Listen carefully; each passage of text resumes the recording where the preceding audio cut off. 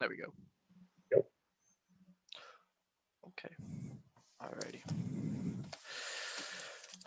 So my name is Anthony Teles. I'm currently transferring after this last term. I'm trying to go to CBU. I Cool. want to pursue athletic training, but I'm going to start with exercise science and then go to athletic training there. Um, uh, Basically, how would you describe like the education requirements? Like, Um, as far as athletic training goes, yes. now it didn't used to be like this, but athletic training now is an entry level master's degree. So you'd have to get your bachelor's, so 4 year degree, or 4 or 5 year degree, whatever, however long it takes you.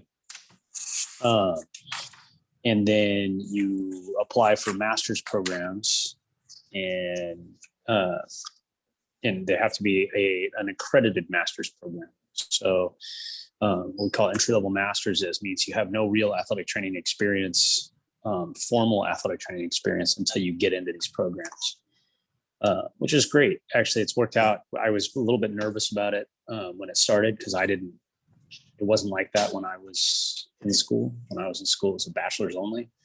But everybody kind of went and got their master's anyway. So, uh, yeah, so it actually has worked out pretty well. I work with CBU students, and they are have turned out to be really good athletic trainers. So, Huh. Now you said accredited. That means like a specific program for that course or it for has to that be major. a specific program, master's program for athletic training. It has to be accredited by it. The association it's called CAATE, CAATE, is the accrediting board or body for athletic training. Okay.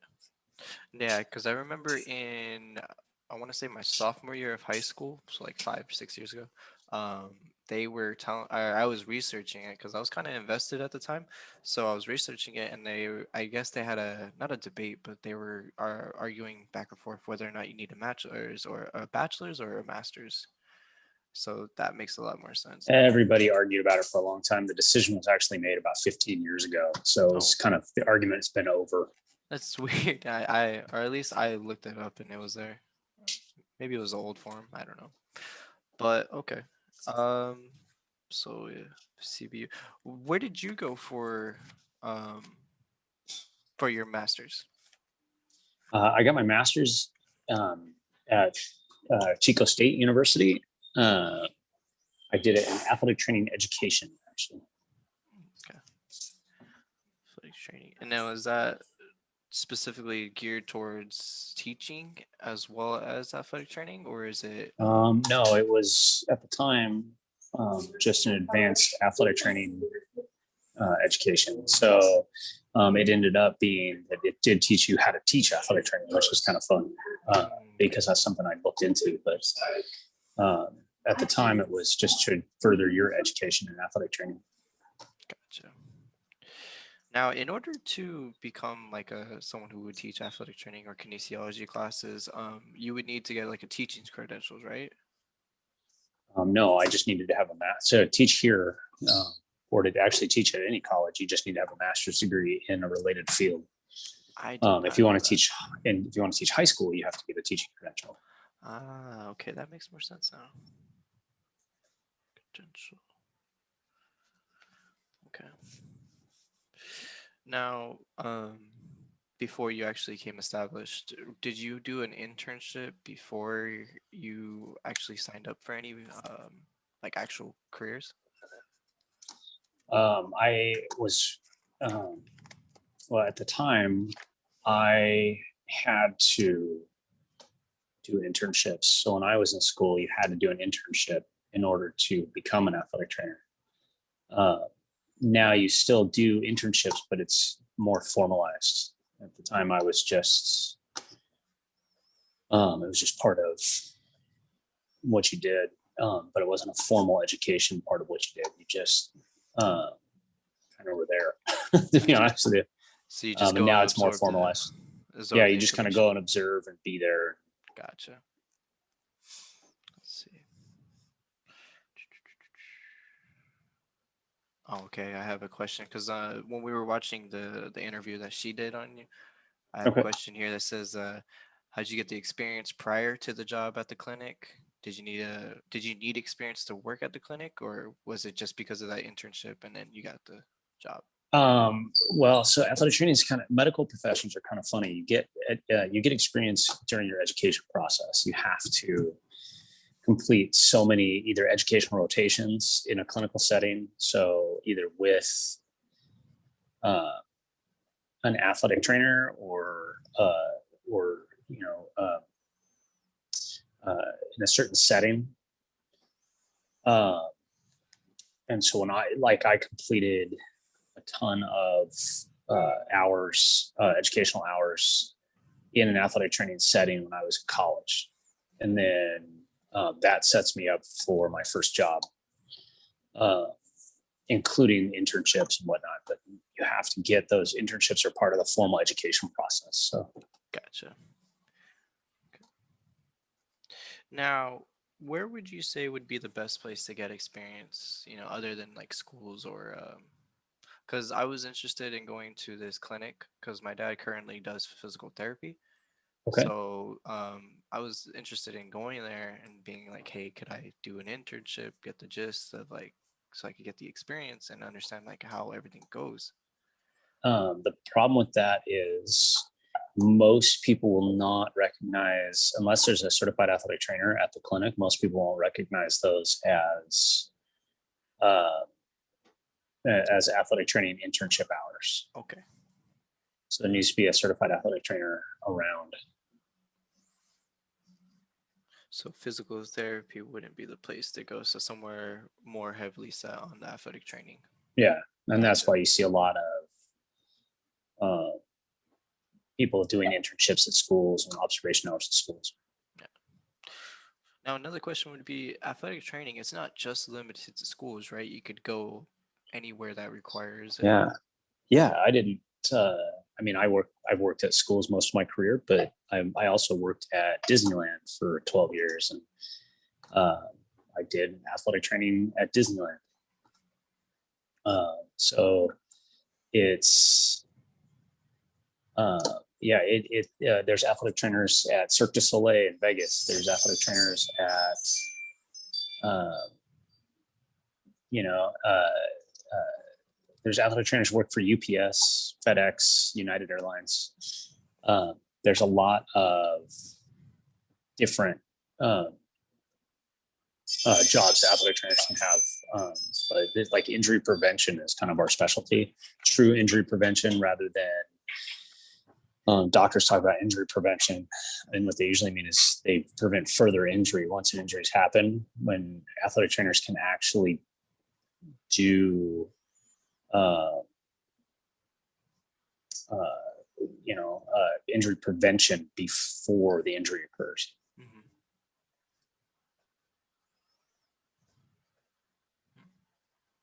Gotcha. Because when I was talking to my counselors back in high school, they were telling me, "Oh yeah, Amazon has athletic trainers." But they do. They do actually have a friend of mine that works there. Yeah. Now as for large, I wouldn't say like large corporations. Like instead of just like one, like a high school has one athletic trainer now.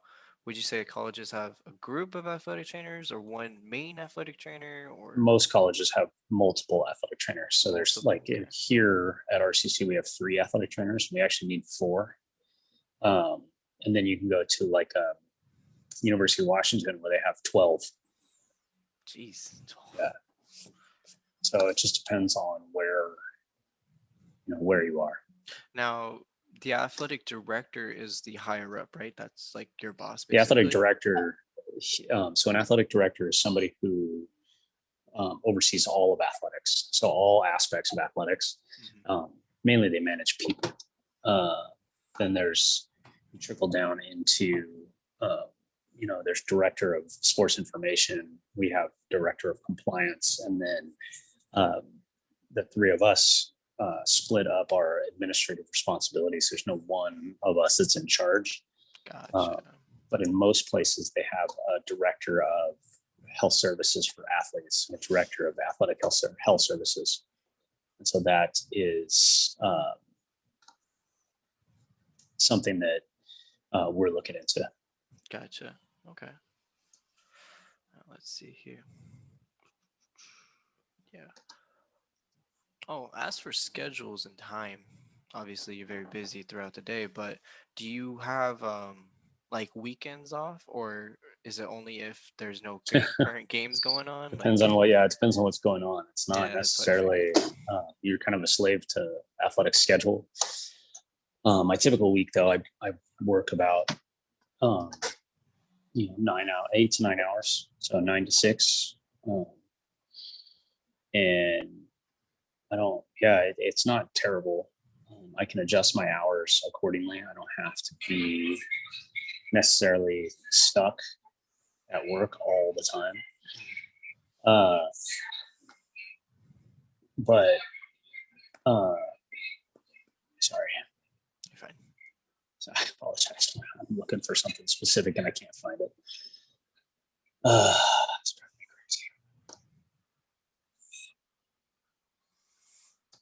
Anyway, but yeah, I mean, you kind of get stuck. Like if you're, you got a Saturday track meet, for instance, I got to be here on Saturday. Gotcha. But that doesn't happen that often.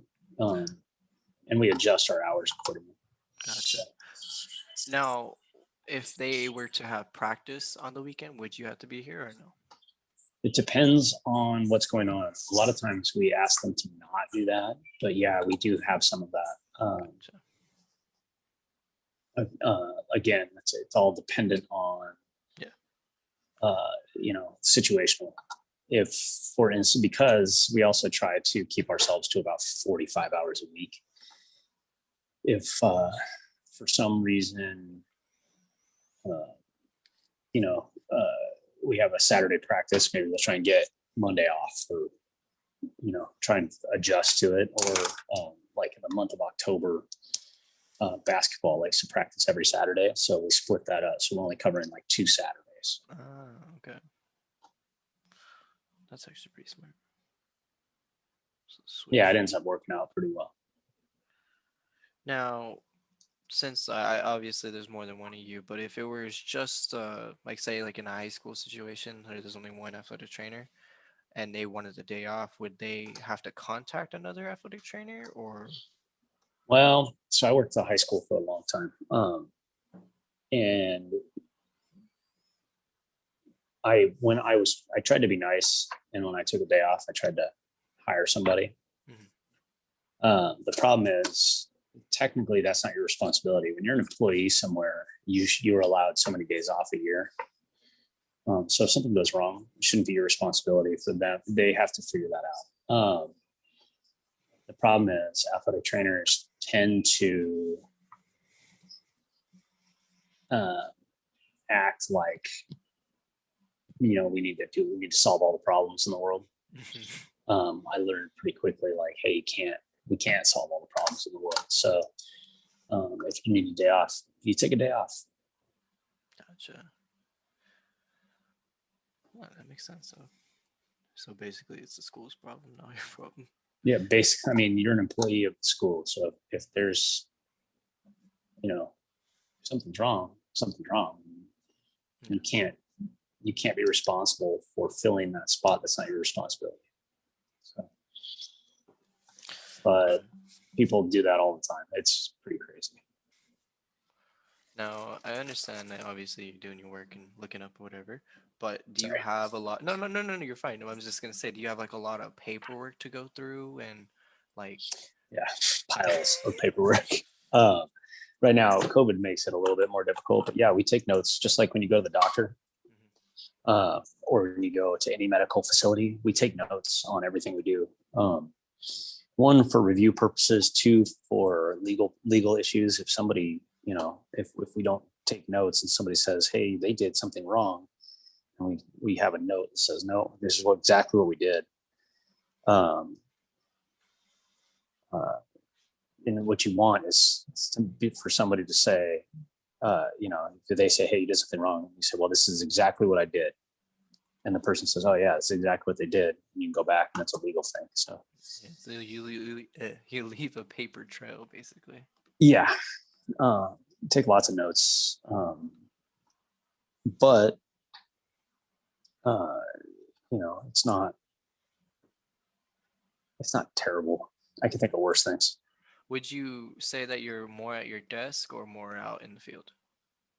It's a good split. Right now, I'm more at my desk, but not usually.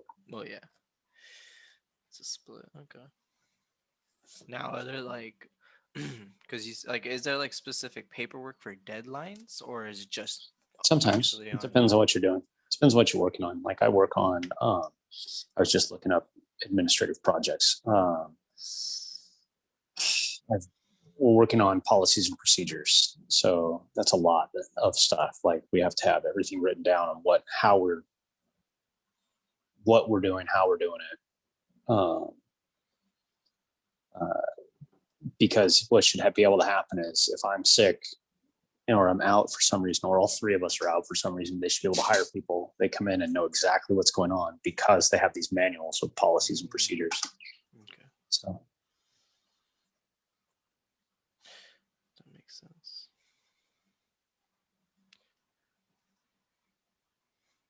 Now, as an athletic trainer, you do have to get education every year, right? Or not every year, every two every years. 2 years, Yeah, every 2 years, I have to have 50 hours, 50 contact hours of continuing education. gotcha. Would that include CPR? Because you have to get Yeah, recertified every 2 years. Okay, every 2 years. cool. Now, do you have to publish like studies or research or anything like that? Like does No, I don't have oh to. okay. I can, but we don't. Um, if I don't know too many people have time to do that unless they're in education. Hmm. Okay, So that makes more sense. Because I don't know who I heard it from, but they were telling me, oh yeah, you would have to, constantly be doing something instead of just, your job. I was like, no, I do my job most of the time. yeah. Let's see here.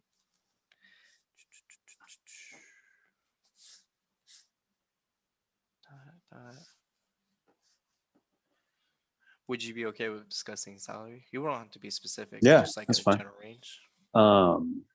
At this level, we get paid more than they do at most, but athletic training salaries can vary anywhere from $35,000 a year, I think, is one of the lower, to about I think there's a couple people that are making about $150,000 a year, but I don't, not very many.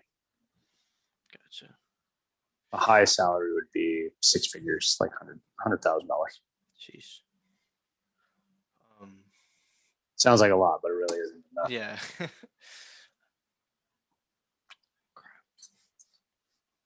Now, would you say that's like depending, obviously, on school and location? Yeah, no, it's all dependent on uh, not just school, but location, uh, what the job entails. It's not necessarily like like I don't get paid more because I work at RCC. I happen to get paid more because I work for a school that pays more. But yeah, I don't necessarily. Like Gotcha. I don't get. Yeah, it's not. It's kind of varies depending on where you are. But it also, it's I get paid more because I live in Southern California. And it's expensive to live here. Hmm. So Now, do you have to like basically take your money aside and pay for things for your teaching or for doing your job or anything like that? I pay for my continuing education. We're working on not paying for our continuing education anymore, Okay, but right now we're still paying for it. So gotcha. So basically, athletic training has the funds to do whatever they need to do. yeah, we're working on trying to not pay for our continuing education. It's part, I need it to do my job. So we're trying to get the school to pay for that, but it's hard. I would understand. It's not that much. It really doesn't cost that much. Maybe about $1,000 a person per year. Mhm. So to spend $3,000 a year to make sure that everybody works, it's not that bad. Now, is that part of the recertification? Like, Yeah. okay. Because I know with personal trainers like gyms and all that, they have to get certified by certain tests and Right. They have to go out and get their own certification, but they also, gyms are a little different. So like a personal trainer, one, the education is a lot easier. Two, their liability, it's on them. And three, they're basically contract employees. They work for the gym, but they're kind of on their own. Whereas I'm not a contract employee. I'm an employee of the school. So their insurance covers me. Some gyms that doesn't happen. You're a private contractor. got it. Now, when you leave, go out of state, have you gone out of state for any events or athletic training or anything like that? I haven't since I started working here now. No.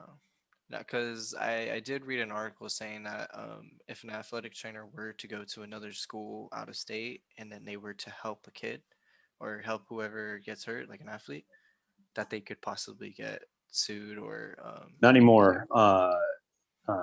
No national legislation saying that medical providers working out of state are covered under their state license. oh, okay, that's good to clear up.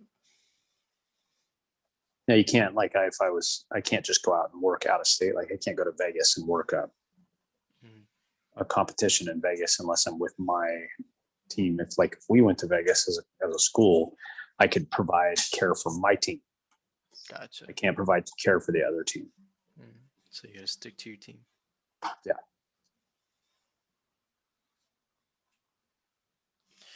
Okay.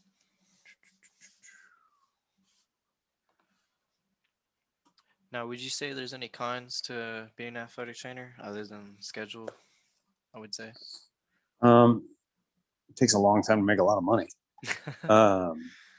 But no, a schedule is kind of the worst part.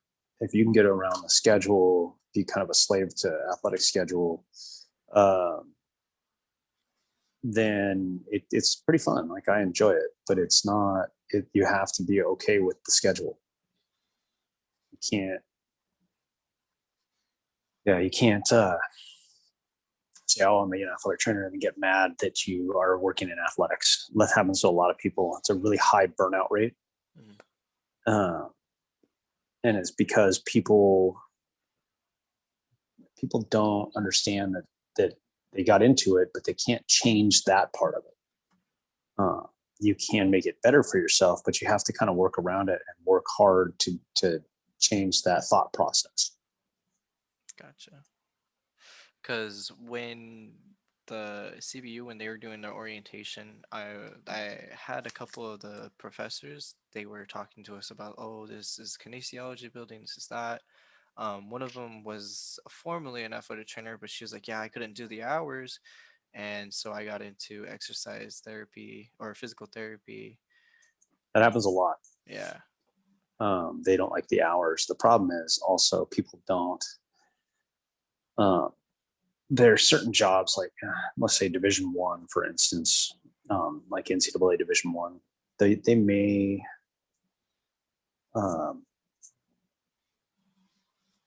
they may work too hard. They work 7 or 8 days a week. Pretty much, Yeah. and they travel a lot. They do a lot. They're not getting paid enough, and they have to. You have to really fight for your rights as an employee. This isn't you don't. It's the whole like work to live, don't live to work kind of thing. And it's something that we've worked out at this level. But a lot of times at like the Division One athletic trainers really struggle through it. Gotcha. So there's a lot of burnout. Because I understand, obviously, you can't rush the sport that's going on. Because when I did track, we would always be there till like 9 at night, and then the athletic trainer would have to get on the bus with us and go all the way home. Yes. She wouldn't get home till like 10 or 11. Yes, there are those days. I still have those days. Like on Friday this week, I have a track meet. I'm going to be here from 8:30 in the morning till whenever it's over. Yeah. But that doesn't happen every day. The problem is a lot of times the athletic trainers will let the coach or the sport dictate their hours. So for instance, at UC Riverside, soccer may practice at 6 a.m. and then want to do treatment again, like some kind of whatever they're doing at 4 o'clock in the afternoon. So that athletic trainer's there at 5 a.m. and they don't leave until 5 or 6 p.m. Jeez. Well, you can't live like that. That's not comfortable. What should happen is you work with the coaches and say, look, I can't be here from 5 a.m. to 5 p.m. I'm not going to be here for 12 hours every day. I don't get paid enough for that. So you say, look, I'll be here. If I get here at 5 a.m., I'm leaving at 2 or 1:30, so they can see me. I'm here for 8 hours. We can work this out. But you can't have somebody who's there at 5 a.m. and somebody leaves at 6 p.m. I mean, it just doesn't work that way. Gotcha. So it takes a lot of cooperation and communication with the coaches and with all the with your coaches, your staff, your you got to talk to your boss. You have to advocate for yourself. You got to remind people that you're a person too. You can't you can't just be constantly on call for everybody all the time. Now that being said, like I still, I work a lot, but I don't, my wife's not mad at me when I get home for that reason anyway. Yeah. Maybe for something else, but not for that. My hours are pretty good now. Gotcha. So basically, you're a slave to the schools or to the athletic schedule, but don't be a slave. Don't be a slave to work. A lot of athletic trainers they'll just work until they, until they drop. You can't. It's not sustainable.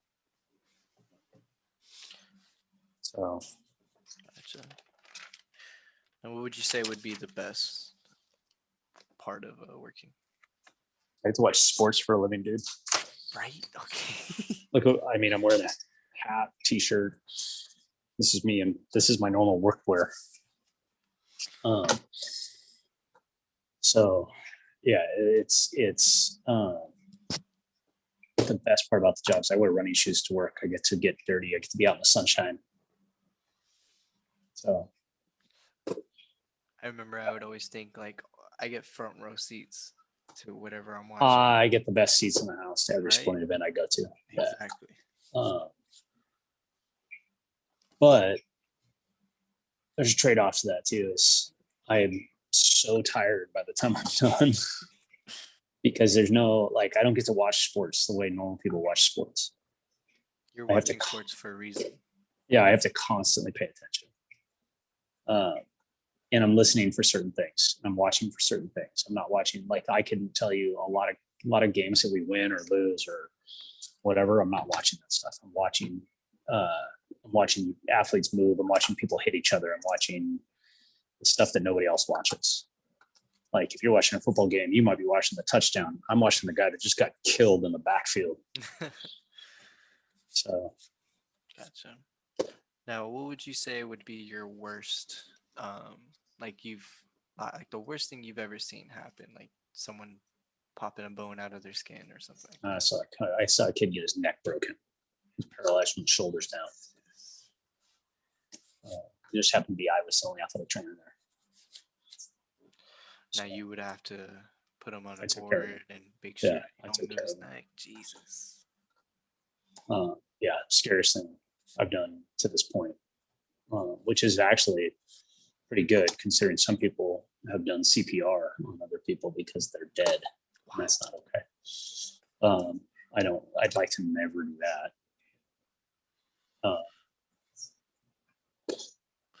But yeah, that kid's still paralyzed from the shoulders down. Jesus. So it was pretty scary. See, those are the ones I wouldn't want, but I know it. I would have to do it. It's like it's part of a very small club of people. Mhm. I don't know too many people that have put people on spine boards for real. Uh, like there's two of us in the office that have done it, but we've both been working for over 20 years. So, but I have friends that have never done it. So Jeez. Now, what would you say would be the most common injury that you've seen? most common injury that I've seen, Mhm. pulled muscles. See pulled muscles every day, every other day. Specifically, the hamstring.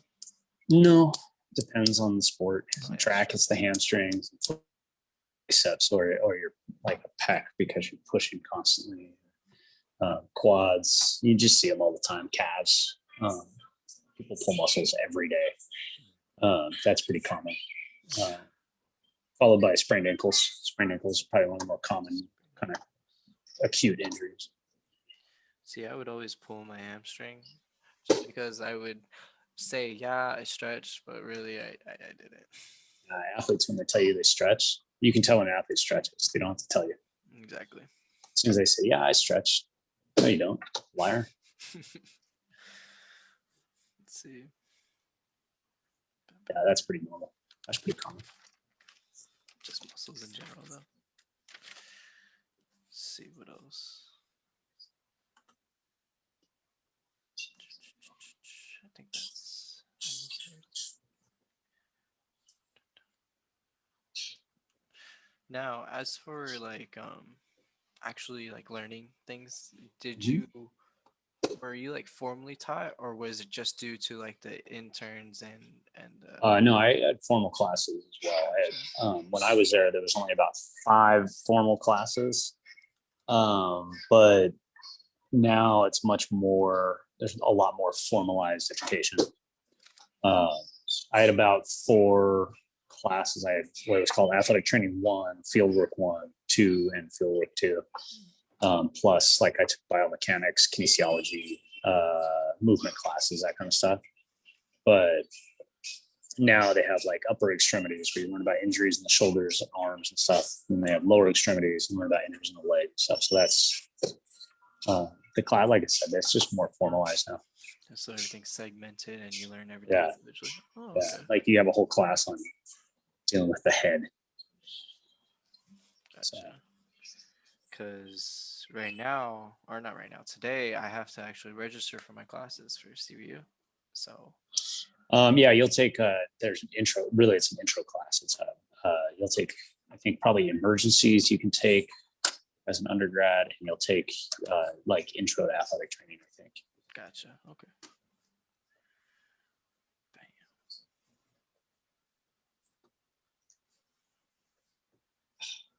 Okay, I think that's just I've been looking about- this entire time for this form that I've been looking for, and I still can't find it. So it's better It's to have ridiculous. everything organized, is what I'm understanding. Well, this is a form that we did early on that for some reason I cannot find it. I don't know why I can't find it. No, it's organized. The problem is the form's not here. It's not existent. I just have to go find one and then photocopy it. It's ridiculous. No, like I said, it is organized. The form's not here. I've been searching just in case. It's not where it's supposed to be. No. Okay. I Now, didn't put it there. would there be any insight that we would give or anything? Yeah, I always joke around. So like when people are like, "Oh, I want to be an athletic trainer," I'm like, "Oh yeah, don't." But yeah, all joking aside, like yeah, work on your grades. Get good grades. Sorry.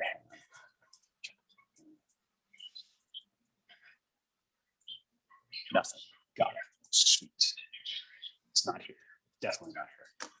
Sheesh. Yeah. So just get good grades. Work on school. Be good at school. Because if you're good at school, the rest of it will come pretty easy. And then, understand sports. Be part of sports. understand that that's your job. I communicate with my athletes well because I understand most of the sports there. So Are you like really involved with the sports? Like you'll like dress up or anything, or is it just no, just I know what you're doing? yeah, I just am around. I've been around sports my entire career, Mhm. so I know a little bit about every sport. Nice. I'd say the only sport I really don't know would be like either soccer or maybe water polo, but I'm not You'd be surprised at what you don't know. sure. Took me a long time. Like I didn't understand. I thought I knew a lot about volleyball. I didn't know it. I didn't know anything about volleyball. And then now I've worked volleyball for, I don't know, a long time. And And work I know with- more about volleyball now. you work with like every sport though, right? I work with a lot of sports. I don't work every sport right now, but I do. I have the capability to work with every sport. I've done this for so long that yeah, it wouldn't be a problem. This is my first job that I haven't worked football, but I could. Last year I think I worked one day of football by myself, and it's like riding a bike. It's pretty easy day. But I don't necessarily I don't necessarily work football every day, but I can. If something happened and Todd, one of the athletic trainers who covers football, if he wasn't able to cover football, I could do it. The sports I work specifically with right now are volleyball and track. And I could work everything. And I have worked just about everything. I think the only sport I haven't worked at the college level is badminton. Lacrosse. I've never worked with lacrosse, but I could. I understand the sport. Oh, I wanted to hard. play lacrosse too. But I could absolutely, I could work lacrosse. Gotcha. I understand it. I take that back. I did work a lacrosse match at University of Redlands a few years ago, just for fun, for a little extra money. Worked lacrosse. I did a lacrosse game. So yeah, I lied. I have worked lacrosse. So an athletic trainer, you're basically ready for any sport they thrown at you. Yeah, you just kind of have to pay attention to it. I think the one that would be hard to do, to be ready for is like gymnastics, because there's not a lot of gymnastics programs around. But I could figure it out. But there's, like I said, there's not a lot of gymnastics programs around, or crew, like a college crew. That would be a little bit interesting. Okay. Other than that, I mean, but I could figure all of them out. Like I understand, like I said, I understand crew. Mhm. It's just rowing, and the injuries are pretty straightforward. So it's just adapting to the sport. yeah, you just have. That's why I say is understand the sport, because if you can.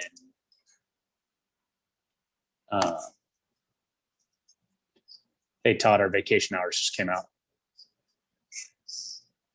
Listen to me. Anyway, yeah, you like if you understand what the sport entails, then yeah, working that sport's pretty easy. Is there ever a point at which like there's no sports going on and that's like your vacation time? Yeah, in the summertime. In fact, this is my vacation hours coming through right now. Oh.